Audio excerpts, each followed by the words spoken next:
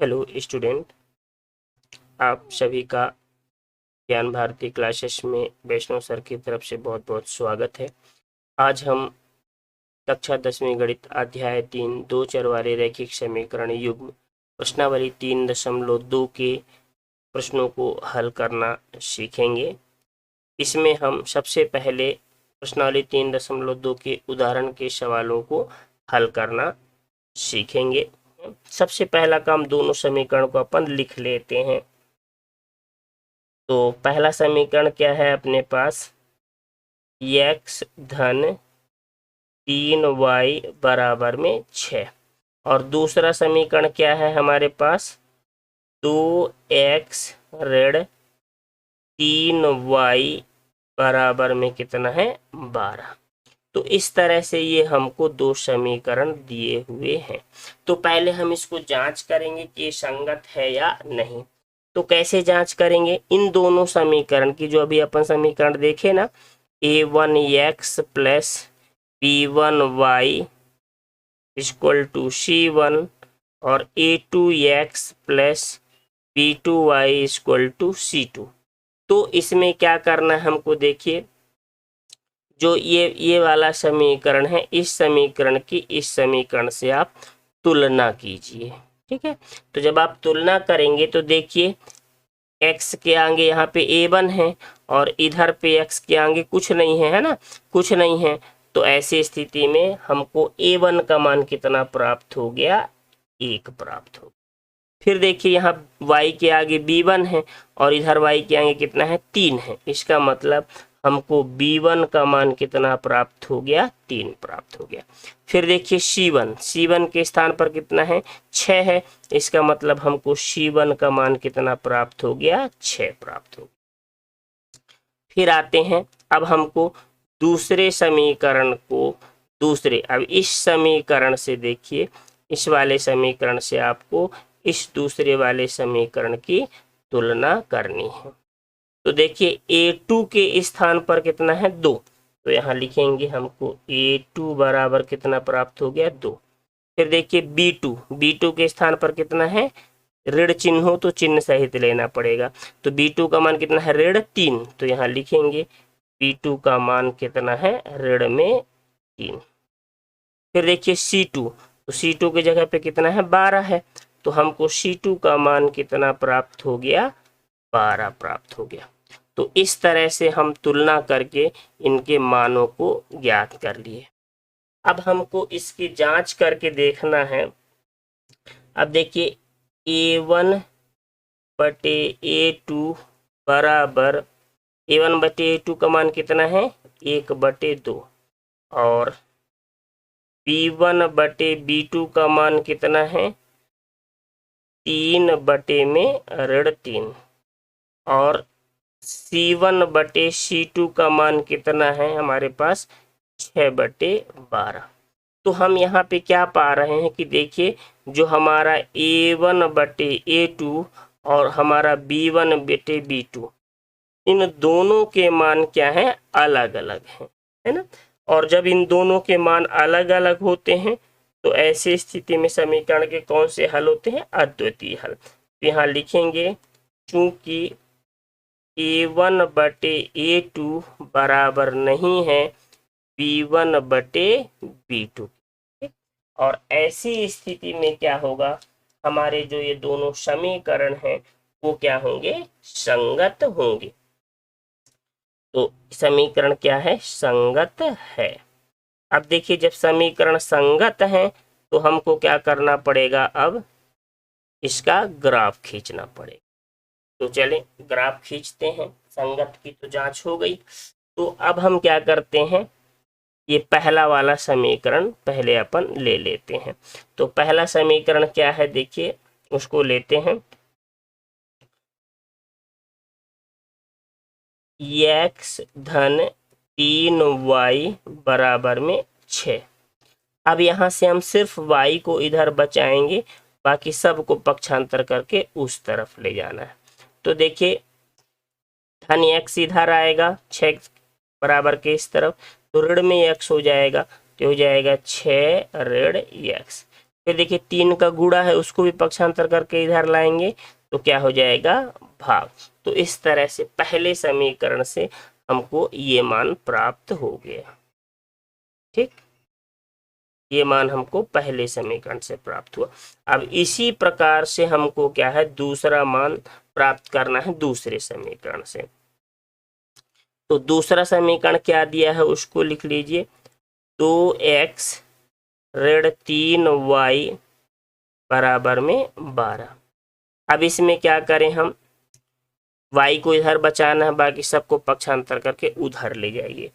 तो यहाँ पे देखिए y को बचा लेते हैं और ये हो गया हमारे पास 12।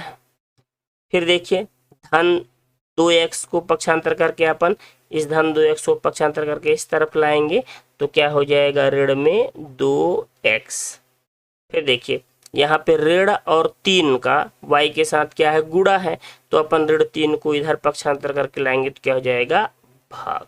तो इस तरह से हम y के रूप में समीकरण 1 का एक मान निकाल लिए और एक मान समीकरण 2 से निकाल लिए। ध्यान रखना है ऐसा कब करना है, जब समीकरण के मान क्या हो उनका हल जो है संगत हो दोनों युग्म तब। और संगत कब कब होते हैं, जब समीकरण निकाय के अंततः अनेक हल हों और अद्वितीय हल हो, तब समीकरण के जो दोनों युग्म हैं वो संगत होते हैं। यदि समीकरण निकाय का कोई भी हल नहीं है तो वो संगत नहीं होंगे, इस बात का आपको ध्यान रखना है। अब चलिए अपन इसको हल करते हैं। तो पहले समीकरण के लिए अपन इस टेबल में x और y ये लिख लेते हैं और पहला समीकरण लेते हैं। पहला समीकरण क्या है, y बराबर में 6 ऋण x बटे में 3। अब देखें यहाँ पे हमको क्या करना है, x के स्थान पर अपने से मान लेना है बदल बदल करके, कम से कम 2 मान जरूर लेना है और कोशिश ये करना है आपको कि y का मान बटे में या दशमलव में प्राप्त ना हो तो ज़्यादा अच्छा है। तो चलिए अगर हम मान लीजिए 6, एक बार हम x का मान कितना ले लेते हैं 0 ले लेते हैं। तो जब हम x का मान 0 लेंगे पहली बार, ये 0 ले लिए तो बटे में हो गया 3। अब देखिए 6 में से 0 घटेगा तो 6 ही बचेगा है ना, ये हो गया 6 बटे 3, 3 दूनी 6 कट गया। तो जब हम x का मान कितना लिए 0 लिए तो हमको y का मान कितना प्राप्त हो गया 2, ये एक मान हो गया। चलें अब एक और मान लेना है। अब x की जगह एक बार 0 ले चुके, अब अगली बार हम x की जगह क्या ले लेते हैं,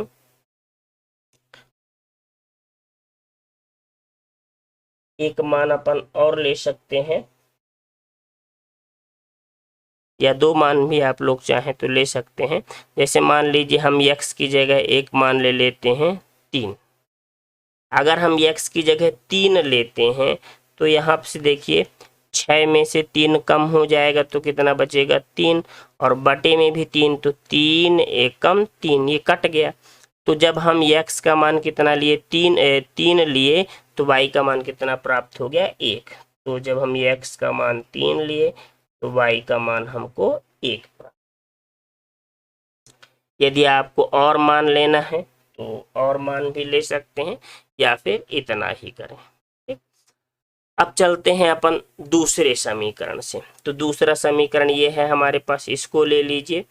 क्या है दूसरा समीकरण, देखिए 12 ऋण में 2x बटे में ऋण 3। इसको आपको थोड़ा सा अपने हिसाब से थोड़ा सा हल कर लीजिए। कैसा, देखिए नीचे बटे में जो 3 है वो ऋण में है तो इस ऋण चिन्ह को पहले आप खत्म कर दीजिए। ये कैसे खत्म होगा, आप ऊपर से ऋण चिन्ह को बाहर निकाल दीजिए। ऋण चिन्ह को बाहर आप निकालेंगे ऊपर वाले पद से तो जो ऋण में 2x है ये किस में हो जाएगा धन में 2x, और इस धन वाले पद जो है इसका भी ऋण चिन्ह बाहर निकल जाएगा तो ये हो जाएगा ऋण में 12, और बटे में कितना है ऋण में 3। अब देखिए अंश और हर से ऋण चिन्ह कट गया। तो अब जो हमारा समीकरण हमको प्राप्त हुआ ये 2x ऋण 12 बटे 3, ये इस रूप। अब हमको इसमें एक बार हम क्या करते हैं, x का मान अब हमको बदल बदल के तो अब इधर रखेंगे, है ना, ये क्योंकि ये सही रूप है। तो इधर हम एक बार x की जगह दो मान को अपने को लेना है। तो चलें एक बार हम क्या करते हैं, x का मान कितना ले लेते हैं, 0। तो देखिए 2x के स्थान पर 0 रख दिए, ऋण 12/3। अब क्या हो जाएगा, 2 का गुणा आप 0 में करेंगे तो 0 हो गया, और 0 और ये ऋण में 12, तो 12 में से 0 घटेगा तो है ही नहीं, तो ये हो गया ऋण 12 और बटे में 3। तो काट दीजिए, 3 चौके 12 कट गया। तो हमारे पास कितना बच गया, 4, और ये वाला ये ऋण भी बचेगा। तो जब हम ये x और y इधर लिख लें, जब हम x का मान कितना लिए, 0 लिए, तो हमको y का मान कितना प्राप्त हो गया, ऋण में 4। अब चलते हैं, अब हम क्या करें, 0 के स्थान पर x का मान ले लेते हैं, मान लीजिए 3 ले लेते हैं, ठीक, और ये बटे में 3। तो अब जब 3 लेंगे तो क्या होगा, देखिए 3 दूनी 6, ये हो गया 6, और ये ऋण में 12 इसको लिख लेते हैं, और बटे में 3। अब देखिए ऋण 12 में से धन 6 कम हो जाएगा, तो हमारे पास कितना बचेगा, ऋण 12 में धन 6 कम हो गया, तो ऋण में 6/3, 3 दूनी 6, ये कट गया। तो हमारे पास ये ऋण चिन्ह बचा और ये 2 बचा। तो मतलब जब हम x का मान कितना लिए, 3 लिए, ये x का मान 3 लिए, तो y का मान ऋण और 2 ये प्राप्त हो। तो जब हम x का मान 3 लिए तो y का मान ऋण में 2 प्राप्त हो गया। तो इस तरह से हमको जो है दोनों समीकरणों से मान प्राप्त कर लेना है, और मान प्राप्त करने के बाद अब हमको क्या करना है, ग्राफ बनाना है। तो चलें ग्राफ बनाते हैं। सबसे पहला काम, ग्राफ में तो आप लोग जानते हैं, पिछली वीडियो में देख चुके हैं, ये हमारा x अक्ष है और ये हमारा y अक्ष है। तो इसमें अपन अंकों को लिख लेते हैं, 1 2 3 4 5 6 7, और ये 1 2 3 4। नीचे y का ऋणात्मक अक्ष होता है, तो इसको लिख लेते हैं ऋण 1 ऋण 2 ऋण 3 ऋण 4। और दोनों रेखाएं जो x अक्ष और y अक्ष की जो दोनों रेखाएं हैं, एक दूसरे को जहां पर काटती हैं उसे अपन मूल बिंदु कहते हैं, और मूल बिंदु पर जो होता है x का और y का दोनों का निर्देशांक 0 0 होता है। तो चले पहले समीकरण से अब हम ग्राफ खींचना चालू करें। तो पहले समीकरण से हमको क्या टेबल प्राप्त हुई, देखिए x का मान 0 और y का मान 2। तो देखिए यहाँ पर x का मान 0 होगा, और y में हमको कहाँ तक जाना है, 2 तक, ये यहाँ तक। तो यहाँ पर हमको जो है बिंदु प्राप्त हो जाएगा, और इसका निर्देशांक क्या हो जाएगा, x का 0 और y का 2। चले अब दूसरा, x का जब 3 हम लेते हैं तो y का मान कितना प्राप्त होता है, 1। तो देखिए x का 3 ये है, और y का मान कितना है, ये x के 3 से हमको जाना है कहाँ तक, जब हम y की 1 के सीध तक पहुँच जाए, मतलब हमको यहाँ पर बिंदु प्राप्त हो गया। ठीक है, तो अब हम इस बिंदु का नाम दे दें, ये बिंदु क्या है, x का 3 और y का 1।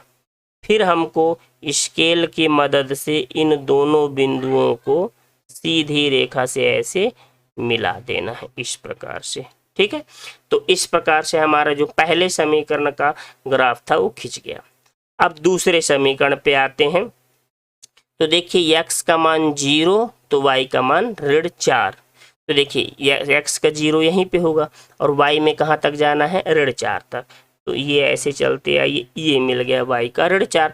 तो हमको यहाँ पर बिंदु प्राप्त हो गया, और इसको लिख देंगे, कौन सा बिंदु है, x का 0 और y का ऋण में 4। चलिए दूसरा बिंदु, x का 3 तो y का ऋण में 2। तो देखिए ये है x का 3 और y में ऋण 2 तक जाना है, ऋणात्मक मतलब नीचे तरफ जाएंगे अपन, ये सीधी रेखा थोड़ा ऐसे ये और ये, तो हमको यहाँ पर जो है बिंदु प्राप्त हो गया। ठीक है, अब इस बिंदु का हम नाम लिख देंगे इस बिंदु पर x का निर्देशांक कितना है हमारे पास 3 है और y का निर्देशांक -2। फिर इसके बाद हमको इन दोनों रेखाओं को सीधे स्केल की मदद से इस प्रकार से मिला देना है, ठीक। और दोनों तरफ तीर का निशान इस प्रकार से बना दें। अब देखिए जो ये दोनों रेखाएं एक दूसरे को इस बिंदु पर प्रतिच्छेद कर रही हैं, और जब दोनों रेखाएं एक दूसरे को किसी बिंदु पर प्रतिच्छेद करती हैं, इसका मतलब क्या होता है कि समीकरण निकाय का अद्वितीय हल है। अब देखो ये जिस बिंदु पर प्रतिच्छेद करेंगी वही हमारा जो है उत्तर होगा, और उसी बिंदु का निर्देशांक हमारा x और y का मान होगा। तो देखिए ये हमको इस बिंदु पर प्रतिच्छेद कर रही हैं, तो ये बिंदु क्या कहलाएगा, देखिए ये x की लाइन है ना, तो x अक्ष में हमेशा y का मान 0 होता है, तो y का मान 0 हो गया, और x के किस पॉइंट पर है, ये 5 पर, मतलब इस बिंदु का निर्देशांक क्या हो जाएगा, x का मान 5 और y का मान 0। तो जब हम इस ग्राफ को बनाए तो हमको हल करने पर उत्तर क्या मिल गया, देखिए x का मान हमको 5 प्राप्त हो गया और y का मान 0 प्राप्त हो। ठीक है, आशा करते हैं कि आप सभी को समझ में आ गया होगा, और नहीं आया होगा तो अभी अपने को बहुत सारे इस तरह के सवालों को देखना है, अगले सवाल में समझ में आ जाएगा। कोशिश करते रहिए, बहुत ही आसान होती है गणित, है ना। तो चलो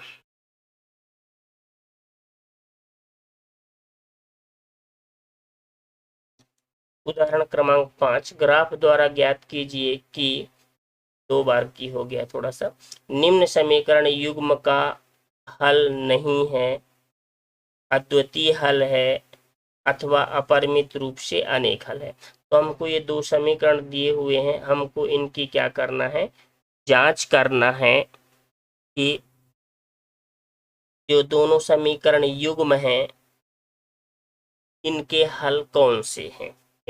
तो सबसे पहला काम हम क्या करें, इसमें हम पहले समीकरण को लिख लेते हैं। देखिए क्या है पहला समीकरण हमारा, 5x ऋण में 8y, अनेक को पक्षांतर करके उस तरफ ले जाइए तो क्या हो जाएगा, ऋण में 1 हो गया, और ये बन गया हमारा समीकरण नंबर 1।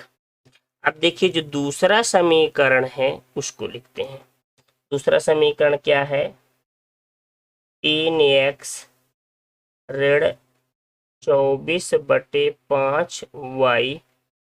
अब देखिए धन 5/3 को पक्षांतर करके 0 तरफ ले जाएंगे तो क्या हो जाएगा, ऋण में हो जाएगा, ऋण में 5/3। अब ये बन गया हमारा समीकरण नंबर 2। अब यहाँ से हमको बटे में, सॉरी यहाँ पे बटे में 5 था, 3/5 था, हम क्या लिख दिए। अब देखिए यहाँ बटे में इधर भी 5 है और इधर भी 5 है, तो बटे के 5 को खत्म करने के लिए, और ऊपर सभी के पास हमको 3 भी दिख रहा है, तो ऊपर से 3 को भी खत्म करना है, तो क्या करें हम इसमें 5/3 का सभी में गुणा कर दें। तो यहाँ लिखेंगे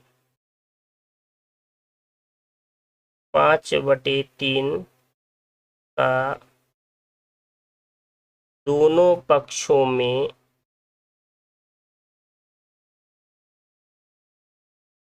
गुणा करने पर,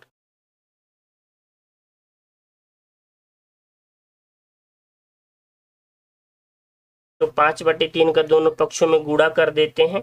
तो चलिए यहाँ पे भी 5/3 का गुणा हम करेंगे किसमें, 3x में, और यहाँ पे भी हम 5/3 का गुणा करेंगे, 5/3 का गुणा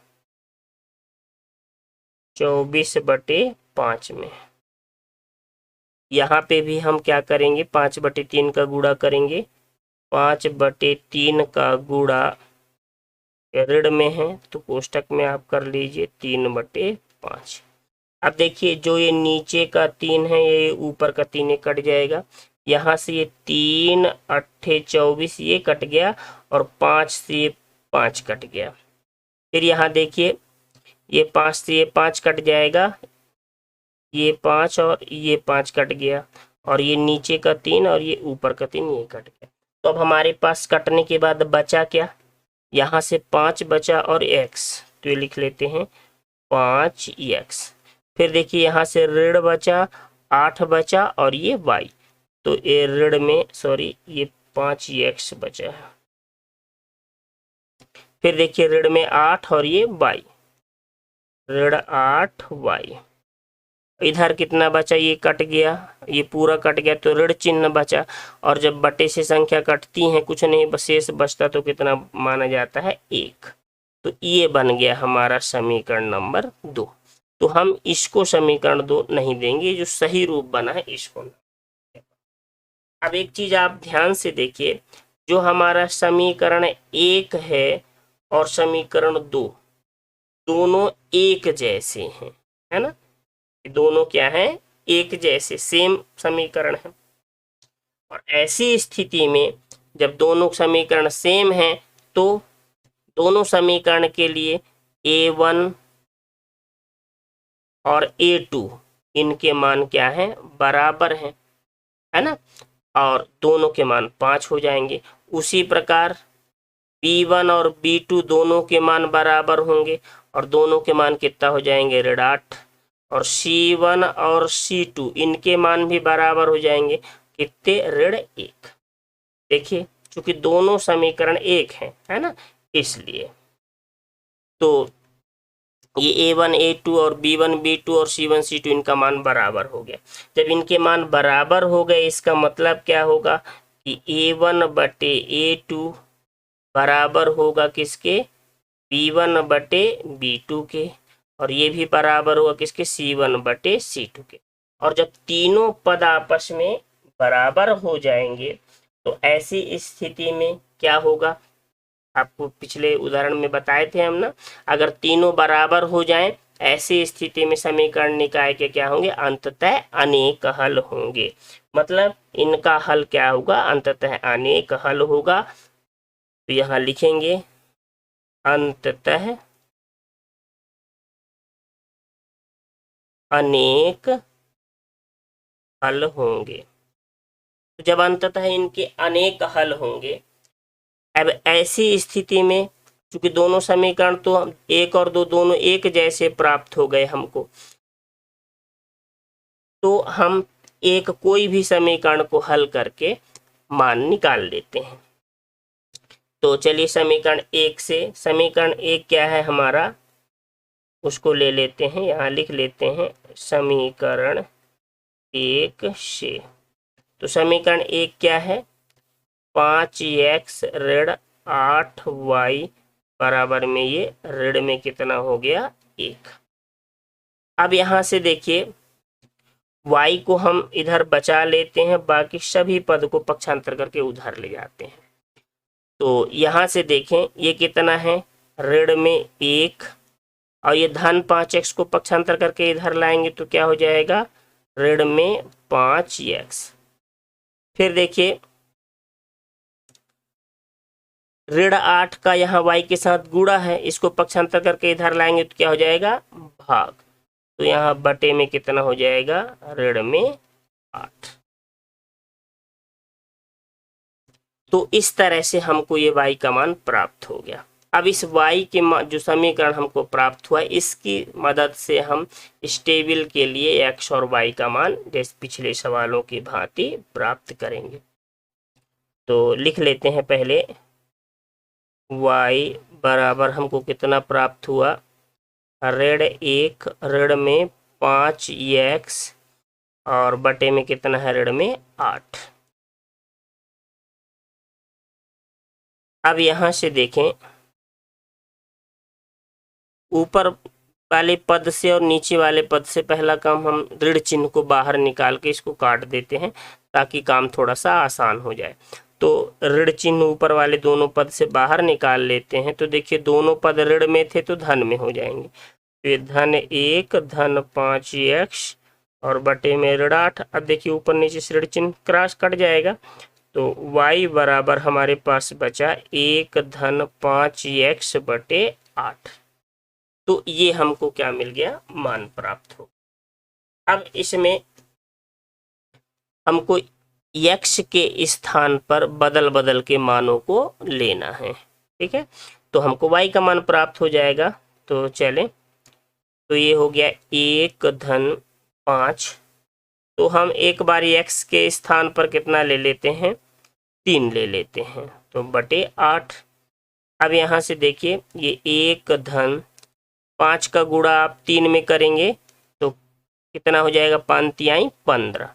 ये हो गया 15 बटे 8। अब 15 में 1 जोड़ देंगे ये दोनों को, तो कितना हो जाएगा, 16 बटे 8। 8 दूनी 16, ये कट गया। तो जब हम x का मान कितना लिए, 3 लिए, तो हमको y का मान कितना प्राप्त हो गया, 2 प्राप्त हो गया। तो देखिए, जब हम x का मान 3 लिए तो y का मान हमको 2 प्राप्त हो। अब हम दूसरा मान ले लेते हैं। अब इसमें तो हमको, या तो अगर हम बड़े अंक लेते हैं तो फिर ग्राफ में अंक नहीं आ रहे हैं, तो अपन ऐसा करते हैं, इस बार अपन दशमलव का मान ले ही लेते हैं। चलें, तो इस बार हम x के स्थान पर ले लेते हैं कितना, 5 ले लेते हैं। तो जब हम x के स्थान पर 5 लेंगे तो अब देखिए इसको हल करते हैं। ये हो गया 1 धन 5, 5 का गुणा करेंगे कितना हो जाएगा, 25 बटे 8। 25 में 1 जोड़ देंगे तो कितना हो जाएगा, ये 26 बटे 8। अब 8 से काट दीजिए 26 को, तो देखिए कितना हो जाएगा, 8 त्रिक 24, 2 बच गया तो 20 हो जाएगा, 8 दूनी 16, बस इतने काटते हैं अपन, तो लगभग 3.2 प्राप्त हो गया। तो जब हम x का मान 5 लिए तो हमको y का मान कितना प्राप्त हो गया, 3.2। तो और ये भी ध्यान रखना है आपको, दूसरा समीकरण में भी यही मान प्राप्त होगा, क्योंकि दोनों समीकरण क्या है अपने, 1 और 2 एक जैसे हैं, इसलिए दूसरा समीकरण के लिए अलग से मान निकालने की आपको आवश्यकता नहीं है, क्योंकि दोनों समीकरण एक ही जैसे हैं। तो इस तरह से ये मान हमको प्राप्त हो गया। अब इसको हमको क्या करना है, ग्राफ बनाना है। तो चलें, इनमें पहले ये क्या हो गया हमारा, x अक्ष हो गया, ये y अक्ष हो गया। इनमें लिख लेते हैं 1 2 3 4 5 6, और ये हो गया 1 2 3 4 5 6 7, और ये हो गया हमारा इधर ऋणात्मक, तो ऋण 1। अब देखिए इधर x का जब हम मान 3 लेते हैं तो y का मान 2 प्राप्त हुआ। तो देखिए x का 3 ये हुआ। अब हमको x के 3 से कहाँ तक जाना है, जहाँ हमको y का मान 2 प्राप्त हुआ, यहाँ पर ये y का सीध में ये 2, तो हमको ये यहाँ पर बिंदु प्राप्त हुआ, और इस बिंदु का नाम क्या होगा, x का 3 और y का मान 2। तो ये पहला बिंदु हमको प्राप्त हो गया। अब दूसरा देखिए, x का मान कितना, 5, और y का मान कितना लेना है, 3.2। तो चलें, अब 3.2 का मतलब ये जो 3 और 4 है, इन दोनों के बीच में आपको 9 लाइन मिलेगी। ये ग्रीन हरी हरी जो लाइनें हैं छोटी छोटी, 9 लाइन मिलेगी। तो 3.2 का मतलब 3 के बाद आप छोटी वाली दूसरी लाइन ले लेना है आपको, ठीक है। तो चलें, अब यहाँ से देखें, x का मान 5 ये हो गया, तो यहाँ से हम चलेंगे और कहाँ तक जाना है हमको, 3.2। तो ये यहाँ पर थोड़ा सा 3 से आगे ले लीजिए, ये थोड़ा सा 3 से आगे दूसरी लाइन इस प्रकार से, ये तो हमको यहाँ पर बिंदु प्राप्त हो गया, ठीक है। अब हम इसको, इस बिंदु का क्या नाम देंगे, ये यहाँ पर बिंदु प्राप्त हुआ है, इस बिंदु का क्या नाम होगा, x का 5 तो y का 3.2। अब इन दोनों बिंदुओं को आप स्केल की मदद से सीधी रेखा से इस तरीके से खींच दीजिए ये। अब देखिए, आपको जो है दूसरे समीकरण का और पहले का दोनों का एक ही रेखा हमको प्राप्त होगी, ठीक। दूसरे समीकरण की रेखा ये माना जाएगा कि इसी के ऊपर ही दूसरे समीकरण की भी रेखा है, मतलब ये दोनों रेखाएं क्या है, आपस में समपाती मानी जाएंगी। ठीक है, तो इसी के साथ जो है उदाहरण क्रमांक 5 का हल कंप्लीट होता है।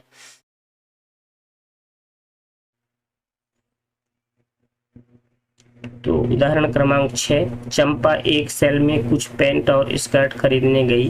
जब उसकी सहेलियों ने पूछा कि प्रत्येक के कितने नग खरीदे, तो उसने उत्तर दिया, स्कर्ट की संख्या खरीदी गई पैंटों की संख्या की 2 गुनी से 2 कम है। स्कर्ट की संख्या खरीदी गई पैंटों की संख्या की 4 गुनी से भी 4 कम है। सहेलियों की यह जानने के लिए सहायता कीजिए कि चंपा ने कितनी पैंट और स्कर्ट खरीदी। तो सबसे पहला काम इसमें हम मान लेते हैं कि माना पैंटों की संख्या x और स्कर्ट की संख्या y। अब प्रश्नानुसार हम प्रश्न को पढ़ करके समीकरण बनाते हैं। आपको ध्यान रखना है, प्रश्न को जब तक आप अच्छे से समझ में ना आ जाए उसका कथन आप 2 बार 3 बार पढ़िए, ताकि प्रश्न को पढ़कर आप सही समीकरण बनाएं, है ना। नहीं, गलत समीकरण आप बनाएंगे तो हल भी गलत करेंगे, इसलिए। तो देखिए प्रश्न क्या कह रहा है, स्कर्ट की संख्या, तो स्कर्ट की संख्या को हम कितना माने हैं, y। स्कर्ट की संख्या खरीदी गई पैंटों की संख्या, तो पैंट की संख्या कितनी है, x। अब देखिए, खरीदी गई पैंटों की संख्या की 2 गुनी, 2 गुनी का मतलब 2 का गुणा, तो इसमें 2 का गुणा कर दीजिए। फिर क्या कह रहा है, 2 गुनी से 2 कम, तो इसमें आप 2 को हटा दीजिए। तो y बराबर 2 का गुणा x में करेंगे तो 2x और ऋण 2, ये हमको समीकरण 1 प्राप्त हो गया। फिर चले आगे पढ़े। फिर कह रहा है स्कर्ट की संख्या, तो स्कर्ट की संख्या को हम कितना माने हैं, y। स्कर्ट की संख्या खरीदी गई पैंटों की संख्या की, पैंटों की संख्या की मतलब पैंटों की संख्या x है, खरीदी गई पैंटों की संख्या की 4 गुनी, तो 4 गुनी कह रहा, तो इसमें 4 का गुणा कर देंगे। 4 गुनी से भी 4 कम, तो 4 कम करने को बोल रहा है, इसलिए 4 घटा देंगे। अब देखिए ये हो गया y बराबर 4 का गुणा x में करेंगे कितना हो जाएगा, 4x, और ये ऋण में 4, ये प्राप्त हो गया हमको समीकरण नंबर 2। अब हमको इन दोनों समीकरणों के लिए क्या करना है, x और y का मान ज्ञात करना है। तो चले सबसे पहला काम हम क्या करते हैं, समीकरण 1 को लेते हैं और x y का मान ज्ञात करते हैं। तो क्या है समीकरण 1, y बराबर में 2x ऋण 2। अब हमको x के स्थान पर अपने इच्छा से छोटे छोटे मान लेना है, जिससे हमको y का मान प्राप्त होते जाए।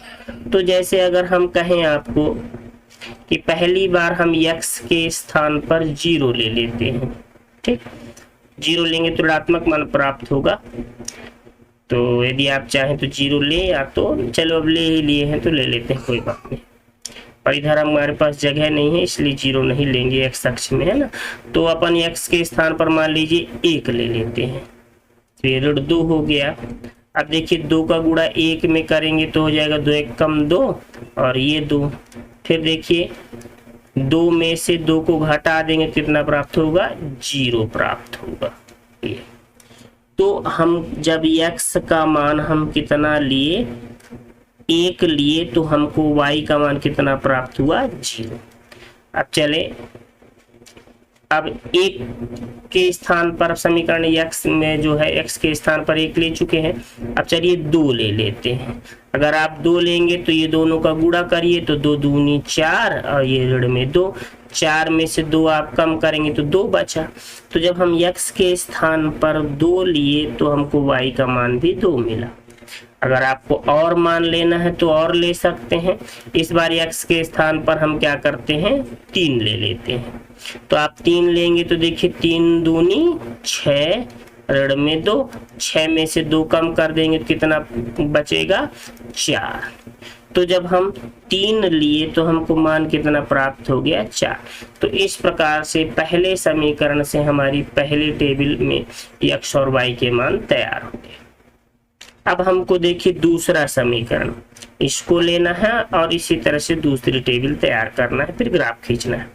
तो यहाँ पे देखिए y बराबर 4x ऋण 4। अब इसमें हमको x के स्थान पर एक एक करके मान लेना है। तो जैसे मान लीजिए 4, x की जगह हम 1 ले लेते हैं। तो जब हम x के स्थान पर 1 लेंगे तो इन दोनों का गुणा करिए तो 4 1 कम 4 और ऋण 4, 4 में से 4 घट गया तो 0। तो जब हम x का मान 1 लिए तो हमको y का मान कितना प्राप्त हुआ 0। चले अब अगला दूसरा मान ले लेते हैं। 1 ले चुके, अब कितना ले लेते हैं, मान लीजिए 2 ले लेते हैं। तो जब 2 लेंगे तो ये दोनों का गुणा करिए, 4 दूनी 8 और ये ऋण में 4, 8 में से 4 घटा दीजिए तो कितना बचेगा हमारे पास 4। तो जब हम x का मान, सॉरी यहाँ पे 1 यहाँ पे 0 लिख लीजिए और इनको यहाँ पे x और y लिख लीजिए। तो देखिए अब यहाँ पे जब हम x का मान 2 लिए तो हमको y का मान 4 मिला। यहाँ पे लिखेंगे जब x का मान 2 लिए तो y का मान 4। एक मान और ले लेते हैं। अब चलिए x के स्थान पर हम 3 ले लेते हैं। तो x के स्थान पर 3 लेते हैं तो इन दोनों का गुणा होगा तो 4 तिहाई 12 हो जाएगा ये और ऋण में 4। अब देखिए 12 में से 4 कम कर देंगे तो कितना बचेगा अपने पास 8 बचेगा। तो 3 जो कि 8 अपने टेबल में ग्राफ में नहीं आ पाएगा, इसलिए अपन 2 ही मान इसके लेते हैं। ठीक है, चलें तीसरा मान नहीं लेते क्योंकि ग्राफ में अपने पास जो संख्या है वो थोड़ा सा कम होंगी, इसलिए चलें अब क्या करते हैं। ये हमारा x अक्ष है, ये हमारा y अक्ष है, ये मूल बिंदु है जहां पर दोनों एक दूसरे को काटती हैं। इसको लिख लें, ये 1 2 3 4 5 6, इसको 7, फिर ये हो गया हमारा 1 2 3 4, इधर हो जाएगा ऋण में 1 ऋण में 2 ऋण में 3 ऋण में 4। अब चले ग्राफ बनाते हैं। तो देखिए x का मान 1 और y का मान 0। तो देखिए सबका 0 यहाँ पे होता है जहाँ पे दोनों x अक्ष और y अक्ष एक दूसरे को प्रतिच्छेद करते हैं वहां पर। तो यहाँ पे दोनों का 0 हो गया। अब x में कहाँ तक जाना है 1 तक, तो यही बिंदु मिला। तो जो ये वाला बिंदु मिला हमको, इस बिंदु का नाम क्या हो जाएगा, x का 1 और y का 0। ठीक, अब देखिए x का 2 और y का मान भी 2। तो देखिए ये x का 2 है और y में भी 2 तक जाना है, तो ये y का 2 यहाँ पे अपन आएंगे यहाँ। तो देखिए यहाँ पे x y का 2 और ये हो गया x का 2। तो हमको ये बिंदु प्राप्त होगा। अब इस बिंदु का निर्देशांक हो जाएगा x का 2 y का 2।